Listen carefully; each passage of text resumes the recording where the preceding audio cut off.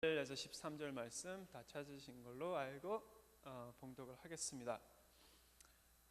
이건 예수님이 하시는 말씀입니다. 보라, 내가 속히 오리니 내가 줄 상이 내게 있어 각 사람에게 그가 행한 대로 갚아주리라. 나는 알파요 오메가요 처음과 마지막이요 시작과 마침이라. 아멘. 기도하겠습니다. 하나님 아버지, 이 시간을 다스리고 하나님의 진리와 영광이 여기 다스리기를 바랍니다. 그 외의 모든 것 여기서 사라지고 역사에 남고 우리의 기억에 남지 않게 해주기를 바랍니다. 이 모든 것 예수님으로 기도했습니다. 아멘. 이제 2013년이죠. 이제 1월 말쯤 됐는데 제가 여러분들한테 여러분들 앞에서 서서 이제 설교하는 게 1월 첫째 돼서 어쨌든 새해 복 많이 받으세요. 네, 해피 뉴 이어. 어쨌든 그 연 말쯤 되면 사람들이 하는 게 있죠. 맨날 회사에서든 뭐든 학교에서든 나가서 노는 거 많이 월 사람들이 나가서 많이 놀잖아요. 특히 그 연말이 돼서 놀 때 아니면 뭐 끝났어 할 때 사람들이 맨날 나가서 하는 말이 있어요. 특히 술자리에서 뭐라 그러죠? 술자리에서 하는 말, 죽을 때까지 마시자. 오늘은 죽을 때까지 마신다. 오늘은 코가 삐뚤어져서 우리가 쓰러질 때까지 마시자. 그렇죠? 아니면 오늘은 마시고 죽자. 뭐 인생에 뭐가 별거 있냐? 즐기고 마시고 죽는 거지 뭐. 뭐 그런 거지 뭐. 뭐가 있어? 그리고 요즘에 이제 살짝 지나갔지만 요즘에 미국 유행 팝송들 중에서도 그런 노래가 있어요. Let's party like we're gonna die young.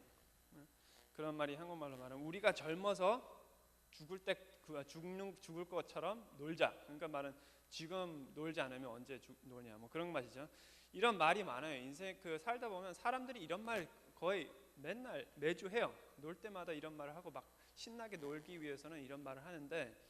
이것을 심리학적으로, 철학적으로, 사회학적으로 풀고 해석하면 이런 말은 그냥 하는 말이 아니라 인간의 깊은 내면 곳에서 나오는 목숨에 대한 제한성, 우리의 한정된 시간, 즉 죽음에 대한 두려움에서 울려 퍼져 나오는 외침이라고 말할 수 있습니다.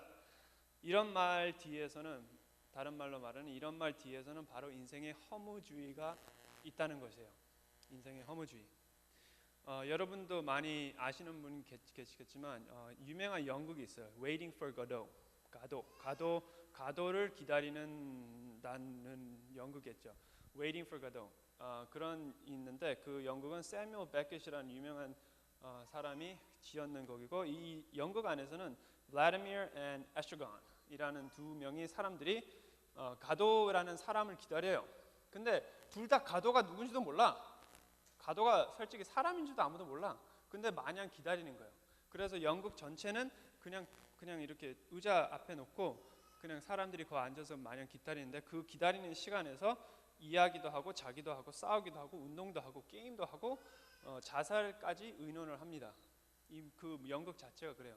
그래서 이 연극이 유명하고 이 연극에 대해서 많은 해석이 있고 말이 있는데 저는 이 연극이 이런 말이 벌써 있었지만 세뮤얼 베켓의 바이오그래피를 쓴 자전사를 쓴 제임스 노슨이라는 저자가 이 행위들의 모든 의미는 anything to hold the terrible silence at bay라고 말했어요. 저는 이걸 믿는데 이 유명한 책이지만 여기서 말하는 게 한국말로 하면 무엇이든 그 무서운 침묵을 막기 위해서다라고 말하는 거예요. 이 모든 행동, 잠자고 이야기하고 싸우고 운동하고 게임하고 자살까지 논의하는 모든 것이 그 무서운 침묵을 막기 위해서 하는 모든 행위라.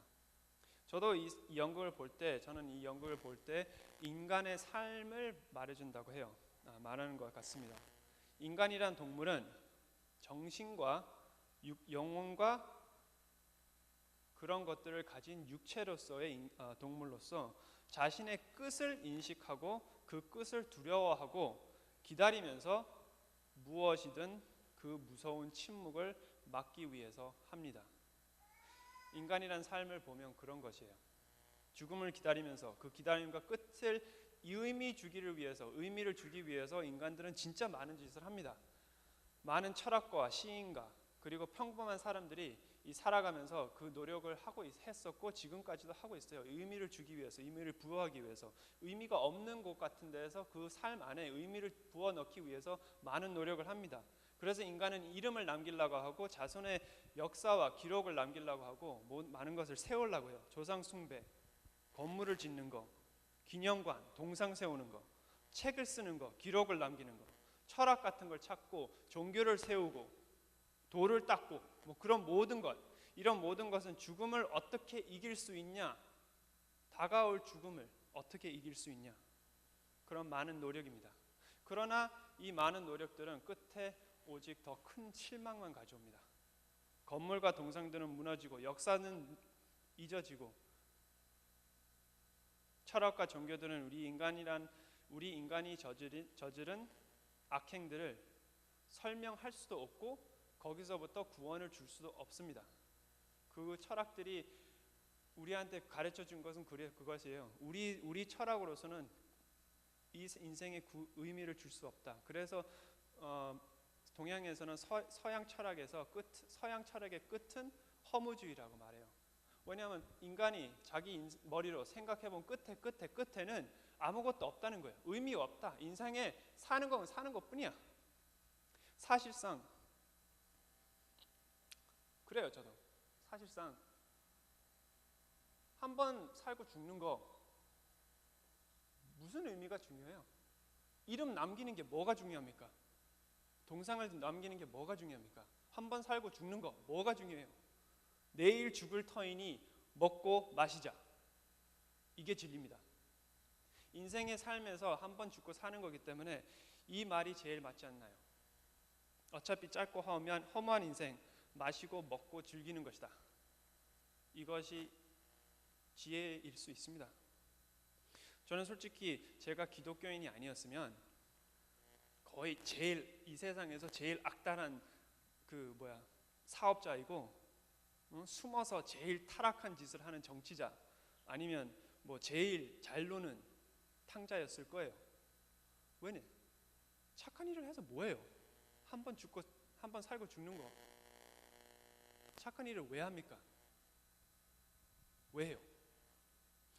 인생에 대한 이런 허무한 노력들을 전도서에서는 이렇게 말합니다. 전도서에는 기록하여 솔로몬이 전도서를 썼는데 솔직히 잘 생각해 보시면 솔로몬처럼 이 세상의 부귀와 모든 것을 즐긴 사람이 없어요. 끝없는 부귀와 영광, 그 시대의 제일 위대한 왕권, 다른 나라의 왕비가 찾아와서 돈 주고 상담할 만큼 큰 그 위대한 지혜, 그리고 700명 와이프, 여왕들, 그리고 그것도 모자라서 300명의 그러니까 1000명이에요. 1000명. 여기 지금 1000명도 안 돼요. 이게 1000명이라면 이 교회도 못 채워. 이게 1000명이라는 그것도 그냥 평범한 여자들도 아니고 그 주변 모든 나라에서 제일 이쁜 여자들, 공주들을 골라서 자기 집에 데려놓은 거예요. 1000명을. 그거를 가지고 있던 솔로몬이 끝에 뭐라고 했어요? 전도서 1장 2절에서 전도자가 이르되 헛되고 헛되며 헛되고 헛되니 모든 것이 헛되다. 헛되니 헛되고 헛되고 헛되다. 맞다 헛되고 헛되다. 이게 무슨 말이야? 다 필요 없는 기라. 왕이 되면 뭐 하겠노? 기분 좋다고 소고기 사 먹겠지. 소고기 사 먹으면 뭐 하겠노? 기분 첩을 1000명이나 데려놓겠지. 1000명이 있으면 뭐 하겠노? 기분 좋다고. 다 아시죠? 네, 저도 연구합니다. 그렇습니다. 뭐예요?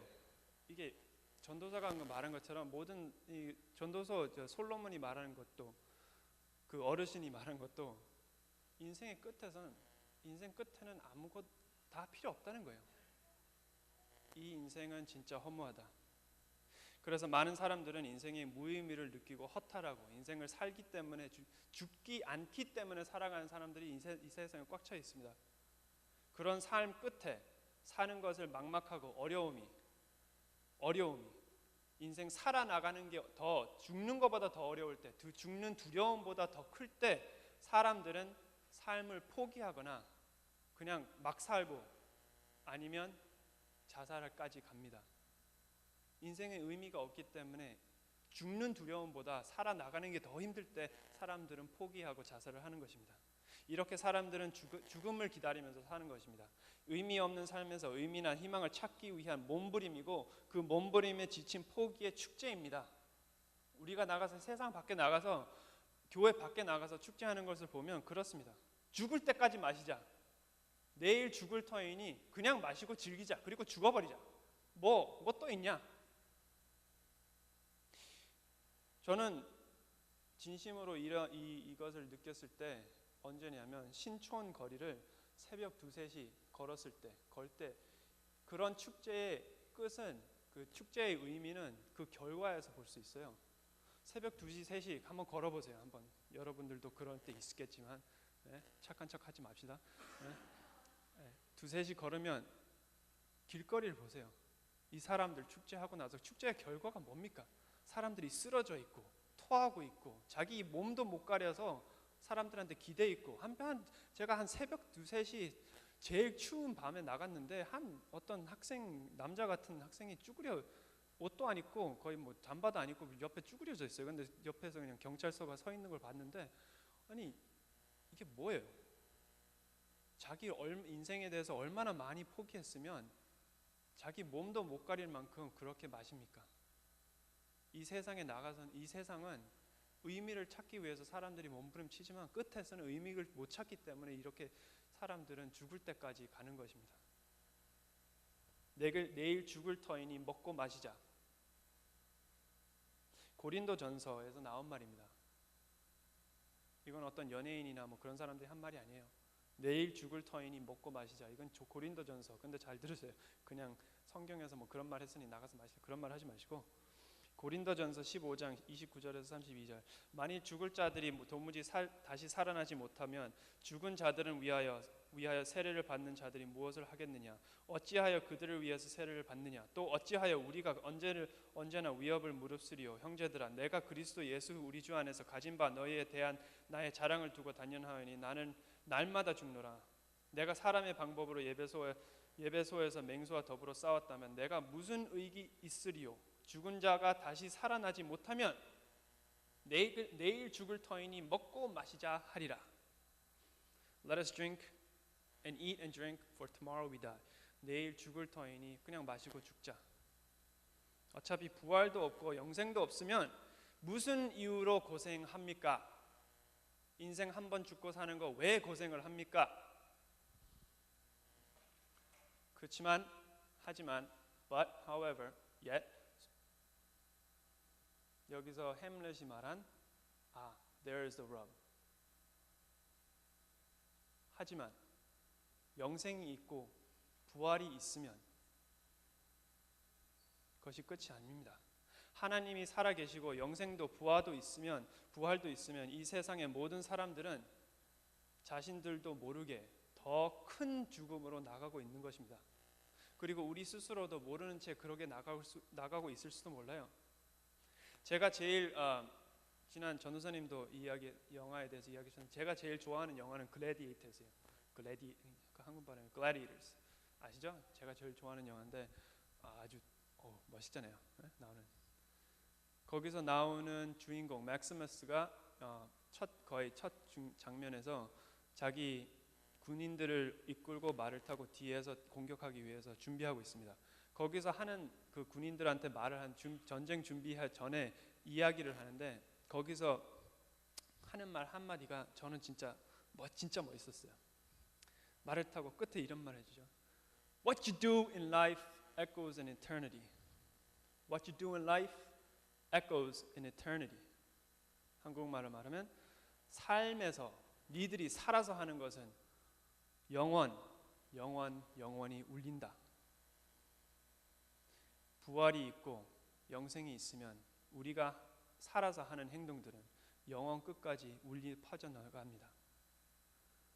한 번 죽고 끝나면 우리가 어떻게 살든지 상관없지만 영혼과 부활이 있으면 우리의 삶은 그 영혼과 부활을 위한 선택의 시간인 것입니다. 영혼과 부활이 있으면 지금 여러분들이 살고 있는 시간은 그 시간을 위해서 준비하는 시간이지 그냥 한번 살고 끝나는 시간이 아닙니다. 영혼이 있고 부활이 있으면 이 삶은 그 영원한 삶을 위한 준비이며 그 삶에 들어갈 자격을 얻는 시험입니다. 마냥 끝을 기다리는 것이 아니라 진정한 삶을 시작하기 위한 어떤 이야기의 프롤로그입니다. 예수님이 오늘 9절에서 뭐라고 했어요? 자신은 알파와 오메가가 그랬어요. I am Alpha and the Omega. 그리고 그는 모든 자들을 심판하러 오신다고 그랬어요. 심판하러 오신다. 끝에 심판하러 오신다고 그랬어요. 보라, 내가 속히 오리니 내가 줄 상이 내게 있다. 영생을 얻을 수 있는 것은 오직 그 시험을 통과할 수 있어야 합니다. 우리가 영생을 얻기 위해서는, 부활을 얻기 위해서는 그 시험을 통과해야 합니다. 그렇지만 생각해 보세요. 제가 지난번 말씀했지만 하나님이라는 것은 완벽합니다. 여기 있는 분들 중에 나는 완벽해질 수 있어 라고 생각하시는 분들은 하세요. 구원을 그렇게 얻으세요. 그렇지만 다른 모든 분들, 저도 포함해서 나는 완벽해질 수가 없어 라고, 나는 한번 이미 죄를 지었기 때문에 어차피 다 끝났어 라고 생각하시는 분들은 알고 계십니다. 하나님의 완벽한 기준에 그 시험을 통과할 수 있는 이간은 없어요. 하나님 끝에 나와서 예수님이 오셔서 시험을 하실 때 시험을 통과했냐, 니는 완벽하냐 라고 했을 때 통과할 수 있는 사람은 아무도 없습니다. 예수님이 솔직히 여기 말하시는 것은 우리한테는, 인간한테는 너무나 큰 짐이에요. 이 짐을 지어갈 수 있는 사람은 하나도 없어요.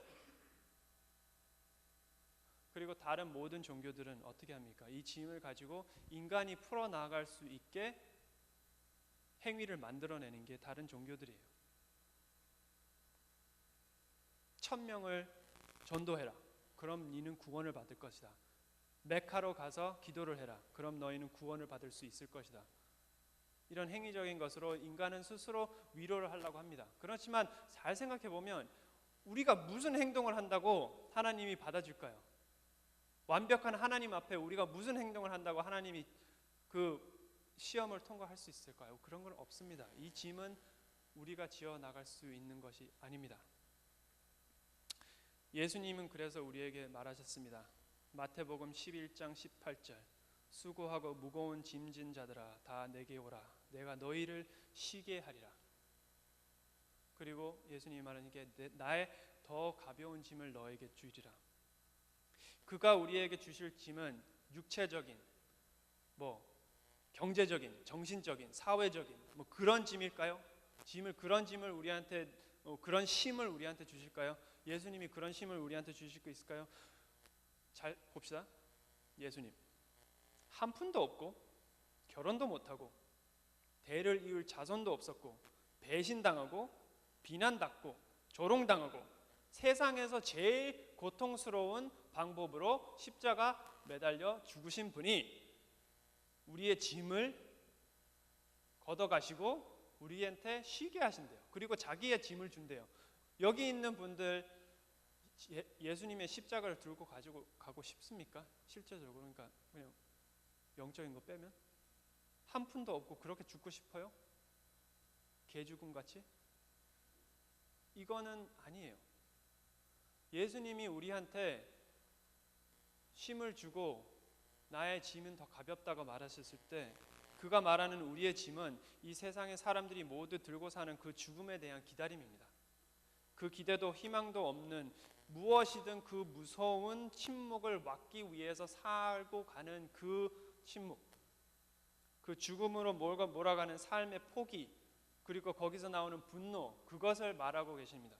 그리고 그가 주시는 쉼은 새로운 날, 새로운 주, 새로운 달, 새로운 년, 새로운 10년, 새로운 100년, 그것이 아니라 새로운 영혼과 새로운 부활, 우리에게 영생을 주신다는 것이에요. 그가 주시는 짐은 우리가 보기에는 무겁습니다. 저는 가볍다고 말 안 해요. 예수님이 우리한테 주시는 짐은 우리가 보기에는 무거울 수 있어요. 무서울 수도 있어요. 그렇지만 그 전에 우리가 들고 갔던 짐에 비해서는 희망이 있고 앞이 보이기 때문에, 영생이 보이기 때문에 우리는 지어갈 수 있는, 하나님이 우리한테 힘도 주십니다. 그리스 신화에서 시서퍼스라는 사람이 있어요. 시사퍼스? 모르겠네. 한국말로 어떻게 하는지. 그 신화를 아시는 분은 아실 거예요. 그 제우스 신한테 벌을 받죠. 그래서 지금 그 벌이 뭐냐면, 참 인간들도 이거 생각해내는 거 참 진짜 기발해. 이거 돌을 밀어야 되는데, 이 큰 바위를 밀어야 되는데, 이게 끝까지 이렇게 올라가는 길이 있어요. 끝까지 올라가고 끝에 딱 도달해갖고 이렇게 넘길 수 있을 만큼 할 그 순간에 힘이 빠져서 돌이 다시 내려오는 거예요. 근데 뭐 그럼 그만하지. 아니에요. 그게 저주예요. 이 사람의 저주는 계속 올려야 되는 거예요. 이거를. 시서퍼스의 저주가, 이거 심판이 그거였습니다. 계속 그 바위를, 떨어지는 바위를 계속 올리는 거. 진짜 그런 저주를 받았으면 죽고 싶을 거예요. 인간이 이 신화를 왜 만들었겠습니까? 이 그리스 신화를. 우리의 인간의 삶이 그런 것이라는 거예요. 살기 위해서 사는 것이 아니라 살기 때문에 산다.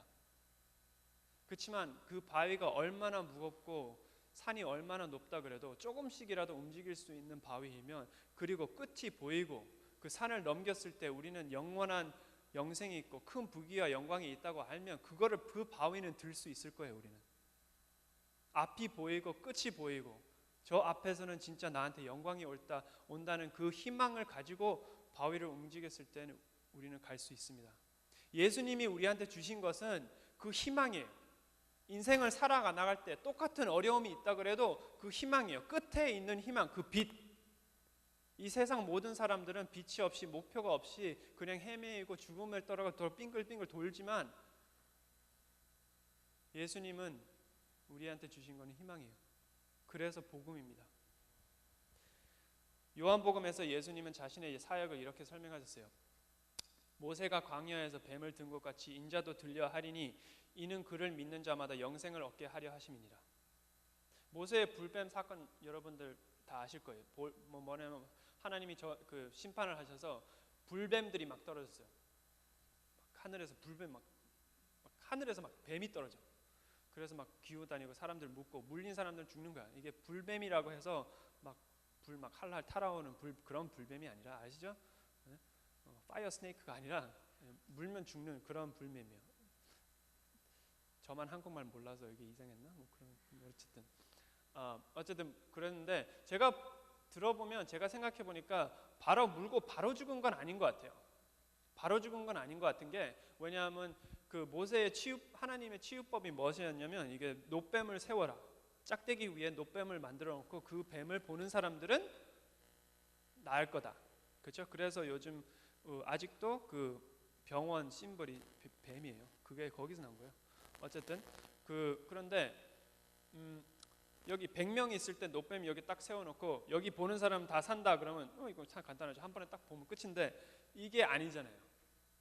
이스라엘 백성들이 거기 몇몇 명이 되고 다 집도 있고 다 가족도 있고 하는데, 중간에 뚝 세워놓고 이거 보는 사람 다 산다라고 하면 그 사람들이 한꺼번에 다 볼 수 있겠어요? 그게 아니에요. 거기까지 가야 됐었고, 희망을 가지고, 그러니까 한마디로 하나님에 대한 믿음을 가지고 거기까지 갔어야지 살 수 있었던 거예요. 어쨌든 그러니까 한번 물고 바로 죽는 게 아니라, 이게 적어도 하루 이틀 걸리는 이게 독이었어요. 그 뱀에 물린 사람들은, 그리고 뱀에 물리지 않았다고 해도 뱀에 물릴까 봐 무서워서 덜덜 떨고 있는 사람들은 그 죽음을 기다리면서 살았던 거예요. 어차피 죽는 그 죽음을 기다리면서 먹고 마시고 살았던 거예요. 그렇지만 놋뱀을 본 사람들은 죽음을 기다리면서 살았던 게 아니라 삶을 기다리면서 살았는 거예요. 이제 놋뱀을 보고 삶을 구원을 그러니까 치유를 받았은 사람들은 죽음을 기다리는 것이 아니라 삶, 기대, 내일, 희망, 그런 것을 위해서 먹고 마시고 살았던 것입니다. 예수님이 이 비유를 쓰신 것은 자신이 십자가에 달려 올라가셨을 때 그 예수님을 보는 모든 자들은 모세의 뱀을 본 것처럼 더 이상 죽음을 기다리는 게 아니라 삶을 기다리는 사람으로 변한다는 것이에요. 예수님이 이 세상에 오시고 나무에 들리셨던 것은 죄의 독에 죽어가고 있는 모든 자들을 보게 살게 하심이었습니다. 죽음을 기다리면서 애통을 하면서도 어쩔지 모르는 자신의 백성과 아무것도 모른 채 죽어가고 있는 자들을 위해 예수님은 자신의 영광과 거룩함을 버리시고 하나님 아버지로부터 버림받아 재물 아자젤이 되셔서 그 억압함을 억압하는 죽음을 이기시고 우리에게 부활을 주시기 위하여 돌아가시고 부활하셨습니다. 모세의 뱀을 본 자들은 살았지만 다시 죽었어요. 그렇지만 예수님을 바라보는 자들은 한 번은 죽어도 영원히 삽니다. 우리는 모든 영원히 바뀌는 것입니다. 여러분, 2013년이 시작하는 이때에 많은 사람들은 곧 끝날 한 해를 다가와 보면서 자신의 허탈함과 모아가 비어있는 삶을 채우기 위해서 새로운 다짐을 합니다. 그러나 그 다짐들은 이루어진다고 해도 그 순간이지, 그 순간뿐이지, 영혼과 영생이 없으면 이 짧은 인생 그 순간뿐입니다. 부활과 영생을 가지세요. 부활과 영생의 희망을 가지세요. 그것을 가지고 위해서 노력하고 싸우시고 믿으시고 승리하세요. 하나님을 사랑하고 예수님을 주로 영접하는 것이 무엇인지 배우시고 영혼을 가지세요. 그것을 배우면 주 그리스도 하나님의 아들 예수님은 우리에게 영생을 약속하셨습니다. 그리하면 이 2013년 1월 또 기억에 사라지고 한 해의 시작이 아니라 여러분의 영원히 시작되는 진정한 시작이라고 믿습니다. 기도하겠습니다. 하나님 아버지, 감사를 드립니다. 우리가 이 세상의 어두운 곳에 죽음에서 얽매이고 어떻게 할지 모를 때 우리에게 복음을 주셔서 신의 아들을 보내셔서 버림받고 십자가에 돌아가시면서 우리를 구하신 하나님, 감사드립니다.